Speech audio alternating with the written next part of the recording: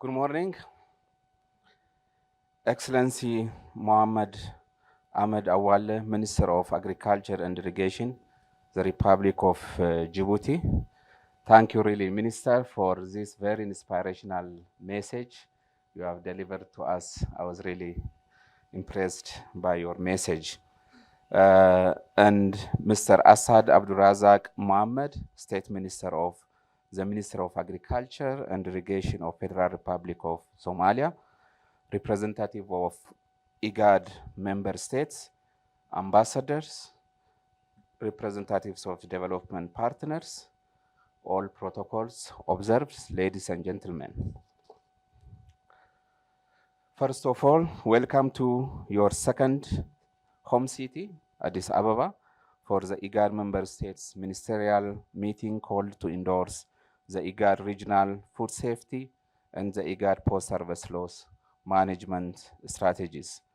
The preparation and endorsement of the IGAD regional food safety and post-harvest losses management strategy is a key step in developing and implementing solutions to food losses and waste at various levels and to strengthen food safety systems in the IGAD region.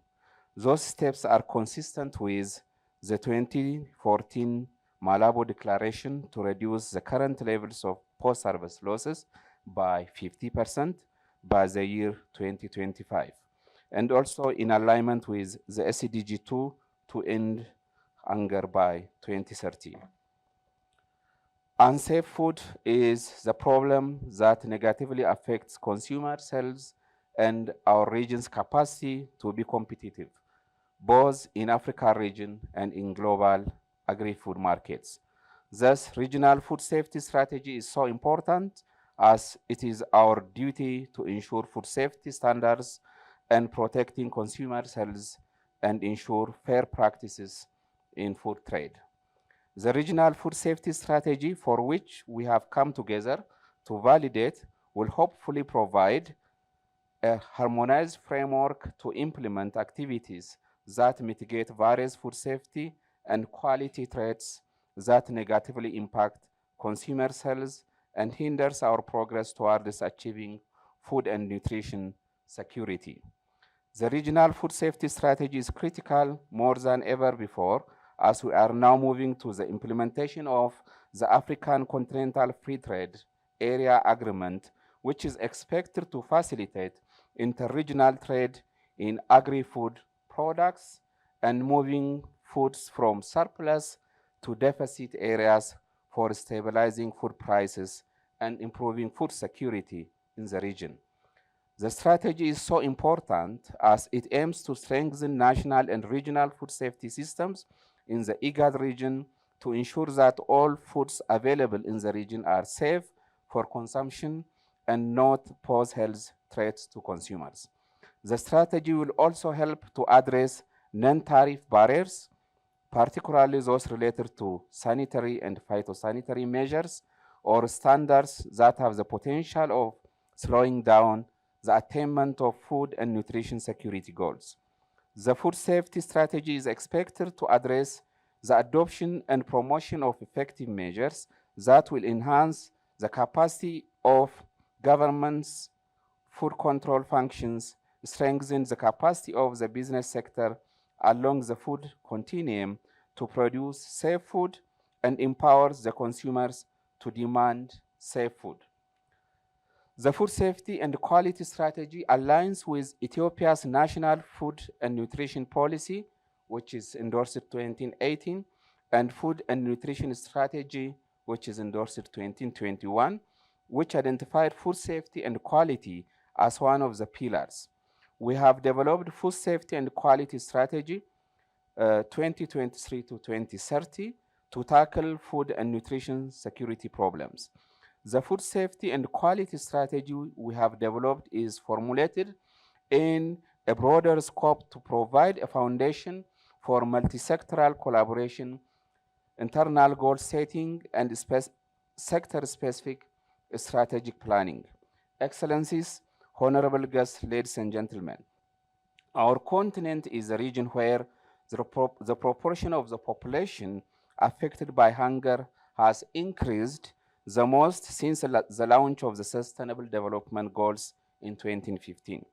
The prevalence of undernourishment for Africa has risen by 4.4 percentage points, according to FAO 2022.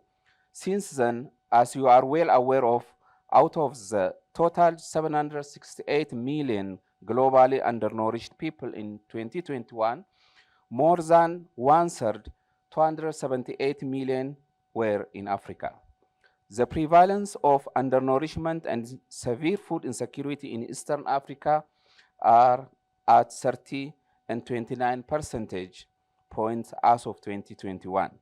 Those are ascribed to not only the food production shortfalls that deprived millions of the population of Africa region in general, and that of the IGAD member states population in particular, but it is also due to the huge level of post-harvest food losses.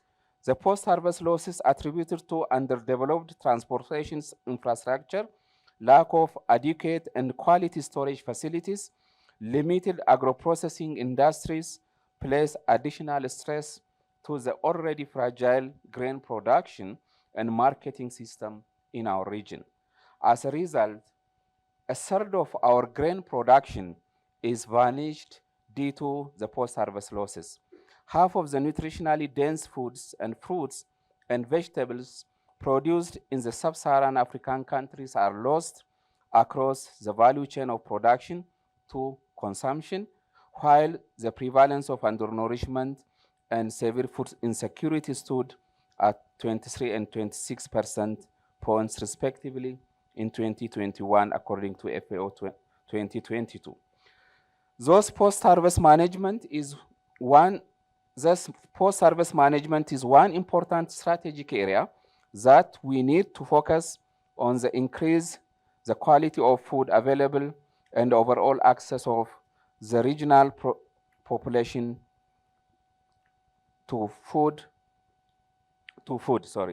Post-harvest management increases agricultural productivity, alleviates poverty, improves food security, food utilization, and safety in terms of health and nutrition, and reduces unnecessary resources losses such as labor, water, energy, and land. Excellencies, honorable guests, ladies and gentlemen, cognizant of all those facts, the newly adopted Ethiopian food system transformation has given due attention to those two strategic issues. The food system promotes small order-oriented, nutrient-dense food production strategies, rural electrification and environmentally friendly and climate-smart technologies, including solar-powered community refrigerators, processing equipment, and irrigation. It also focused on strengthening innovative supply chain mechanisms for food management and handling systems, particularly for perishable, nutrient-dense foods. Ethiopia is working towards strengthening collaboration with all food system actors around a common goal of healthy and sustainable diets for all in our region. Promoting collaboration across disciplines and geographies has been especially important for developing integrated solutions and cope up with the current and future climate change impacts to attain sustainable food and nutrition security. We are ready to share our experiences of wheat production national initiative program that has resulted in national wheat self-sufficiency and exporting surplus to the neighboring countries. This is a good news for all of us that Ethiopia managed to fully replace its wheat import this year. Congratulations to all of us, I think. I hope other African and IGAD member states follow to produce our food at home. That is really now an experience for all of us.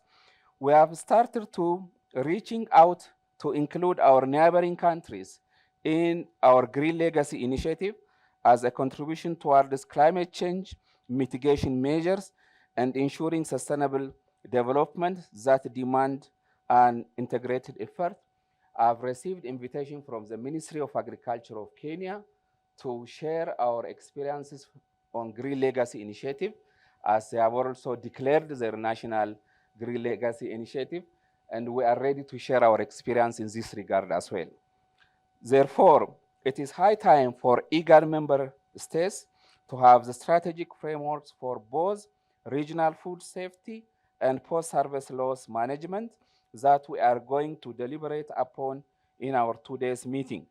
I hope we will have a fruitful discussion and validate the two important regional strategies which we will adopt and incorporate into our respective national strategies for all our common benefits.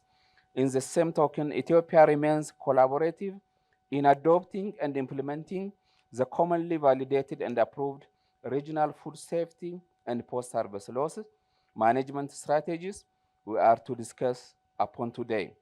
Thank you for your attention.